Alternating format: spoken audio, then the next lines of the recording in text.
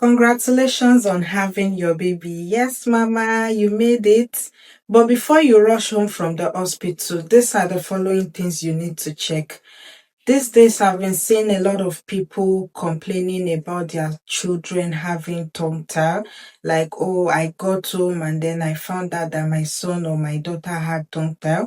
Please, you need to check. You might not be able to recognize it, but ask the doctors or the nurses to check for you if your child has tongue tie so that they can help you cut it in the hospital before you leave the hospital. Number two, you need to ask about jaundice.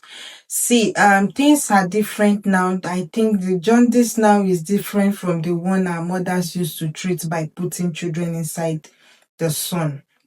If you ask a lot of people that their children had severe jaundice, they are going to advise you to listen to your doctor. So ask in the hospital for them to check if your child had jaundice. If you give birth abroad, the public health nurse is going to visit you at home. So when they come home, they are still going to test for jaundice. But if nobody is going to visit you to do that test for you, before you leave the hospital, make sure they check for jaundice, and please listen to your doctor and don't treat jaundice with herbs.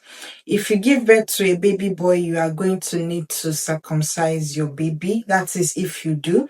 So if you are going to do that, you can ask about when to do it, when is the right time to do it, and things you need to do for the circumcision. And if you give birth to a baby girl, you can ask about hair piercing, if you want to do it immediately or if you want to wait until a later date to do it. Another thing you need to ask about is when you need to come back for checkup. As the mom, you need to go for your 6 weeks checkup. You can also ask if you need to bring your baby back for any checkup or immunization. So please, before you start rushing home after giving birth, take your time in the hospital. Nobody is sending you away. Ask the necessary questions before you go home so that you can be well informed before leaving the hospital. Bye.